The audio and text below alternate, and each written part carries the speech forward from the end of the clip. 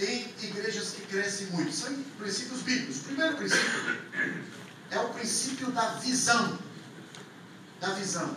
A visão está muito relacionada com a fé.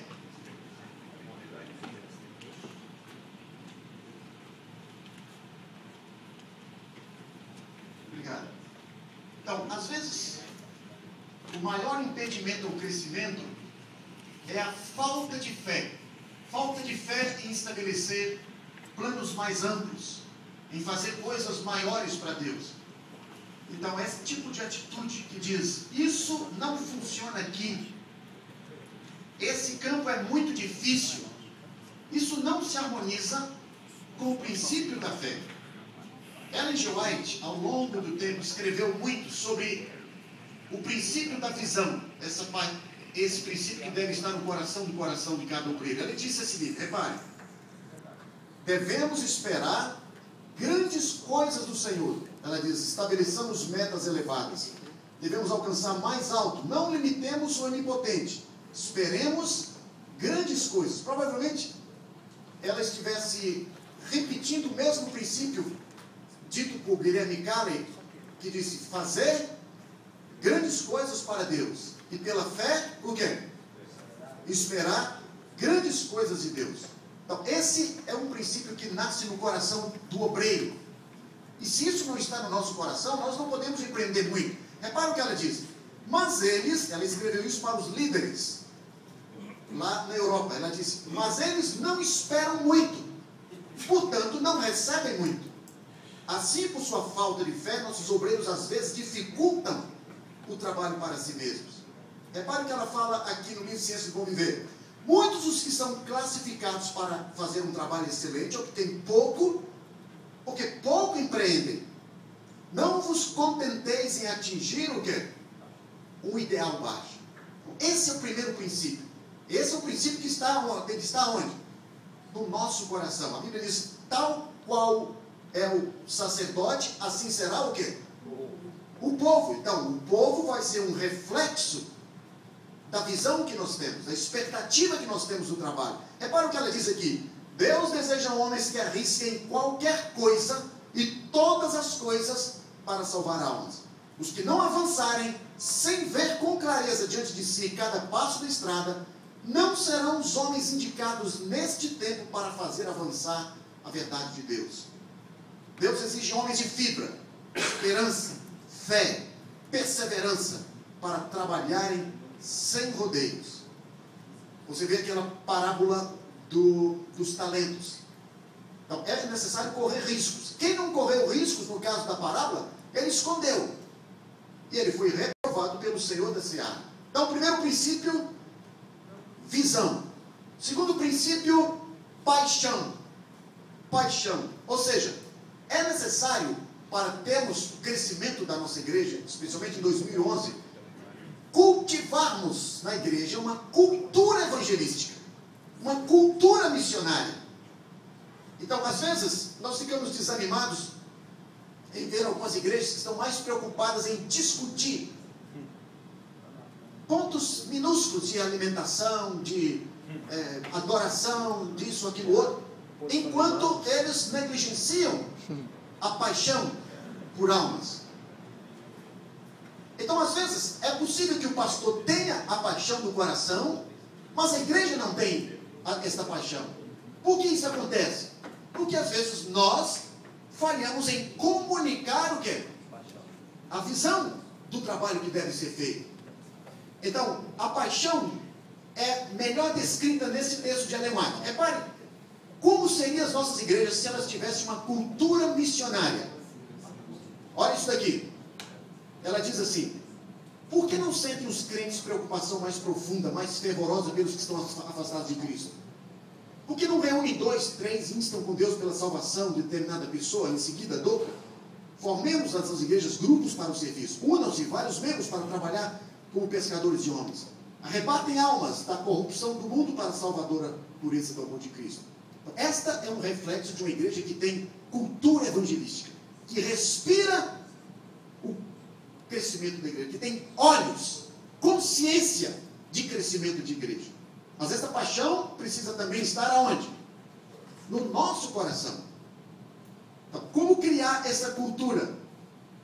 Então, é que eu disse, primeiro tem que estar no coração do líder. Se não está no meu ou no seu, temos que orar a Deus, pedir que Ele reavive em nosso coração isso. O terceiro princípio foi amplamente praticado neste ano. E eu acredito a ele o fato de Deus nos ter abençoado muito este ano. É o princípio da oração. Ou seja, os líderes têm que ser intencionais na prática da oração. Oração pelo crescimento. E eu digo o seguinte, aliás, a Bíblia diz, Jesus diz que a oração é importante para a mobilização dos membros. Não só para salvação de almas, mas para mobilizar os membros. Então Jesus disse, a seara é grande, poucos ceifeiros. Qual é a solução?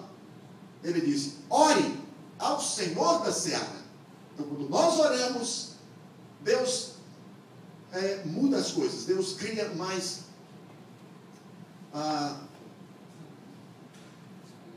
mobilidade em nossos membros. O quarto princípio é o princípio da receptividade. Ou seja, a igreja tem que valorizar as pessoas que estão perdidas, mas que são mais receptivas ao Evangelho. Esse é um período um pouco controverso. Nós devemos também dar atenção às pessoas menos receptivas, mas nós devemos concentrar o nosso esforço nas pessoas que são o quê? Mais receptivas. Isto ilustra pelo fato de que as pessoas se encontram em vários estágios da jornada espiritual. Há muitos que estão resistentes, há outros que estão mais receptivos. Então, mantenhamos o obreiro aqui com os resistentes, mas mantenhamos 10 para acolher aqueles que são o quê? Mais receptivos. Jesus ilustrou isso na parábola do semeador. Então, as pessoas respondem ok, eu vou ser rápido aqui por causa do tempo. O quinto princípio, princípio dos relacionamentos. Ou seja, esse também é uma meta da divisão para este ano. Eles vão destacar o aspecto da evangelização da amizade. Mas esse é um princípio bíblico. No Novo Testamento, o evangelho crescia dentro dos relacionamentos, dos oikos, dos membros da igreja.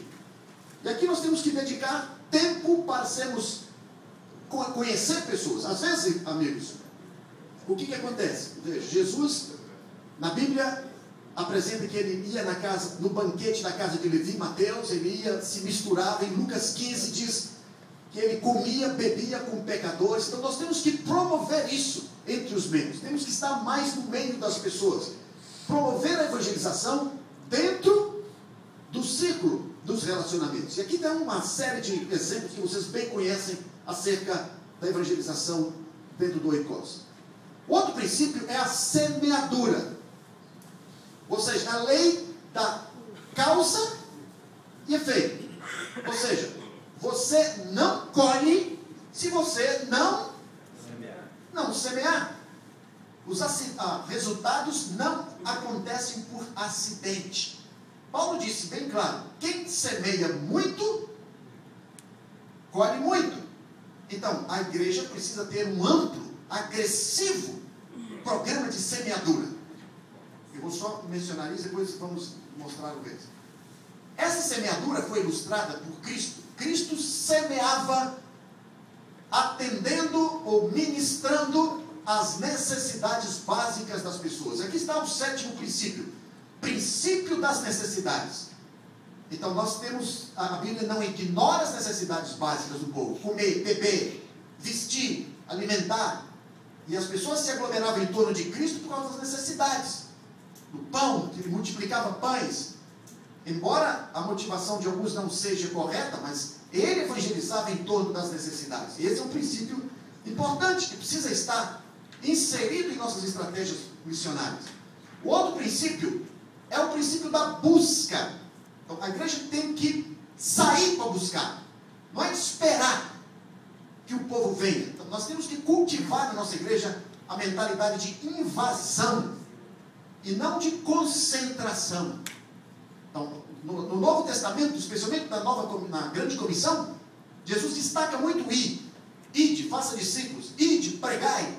Naquelas parábolas ali, diz que deixou as 99 e foi. Então, a igreja tem que sair do seu reduto, dos seus guetos, e ir aos locais em busca das pessoas. Aí é porque nós, estou enfatizando o princípio da busca, mas uma aplicação desse princípio aqui seria o plantio de novas igrejas.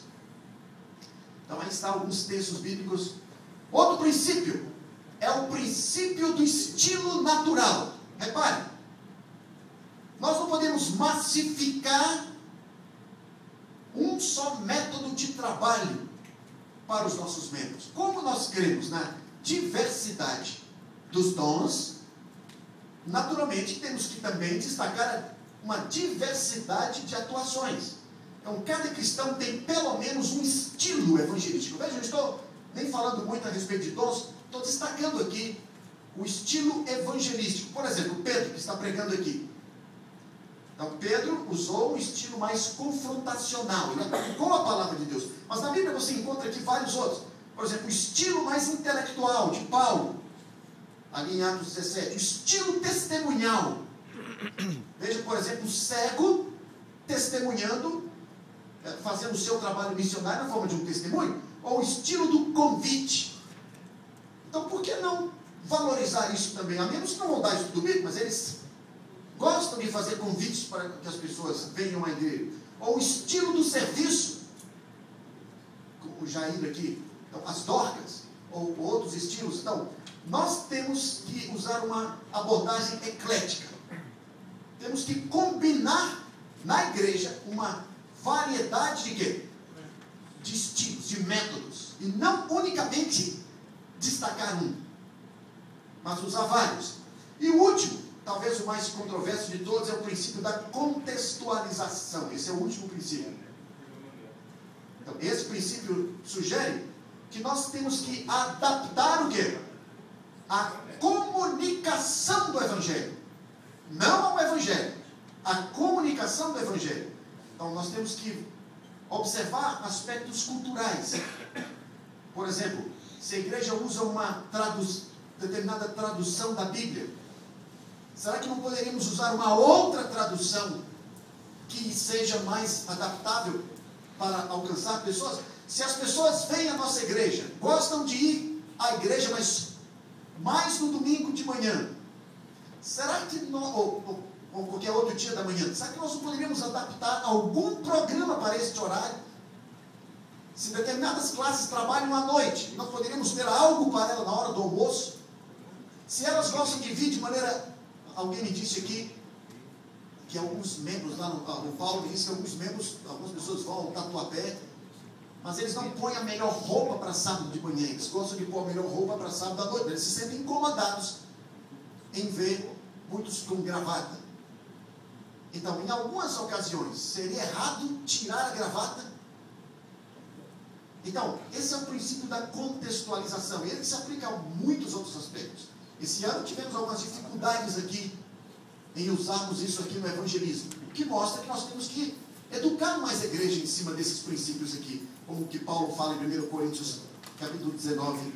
E, senhores, tenham em mente, eu termino com esses 2 slides, tenham em mente que ao elaborarmos uma estratégia, nós temos que ter duas variações da nossa estratégia. Primeiro, você precisa ter uma estratégia, o quê? Individual. Ou seja, para cada membro. Qual é a melhor estratégia individual? É o evangelismo da amizade. Não tem outra estratégia melhor do que o evangelismo da amizade. Mas você precisa ter uma estratégia também, o quê? Corporativa. Você precisa ter uma estratégia para o distrito. Então, ponham isso aí. Temos que ter uma estratégia para o membro e uma para o distrito. Porque se você se preocupa só com o distrito, você só vai envolver poucas pessoas e muitos membros vão ficar o quê? Fora dessa estratégia. Então, tem uma estratégia individual e uma dos membros. Então, eu quero agora sugerir para vocês como vocês poderiam aplicar esses 10. Como vocês poderiam aplicar esses 10. Deixa eu distribuir aqui, por favor. Como vocês poderiam aplicar esses 10 princípios nos planos.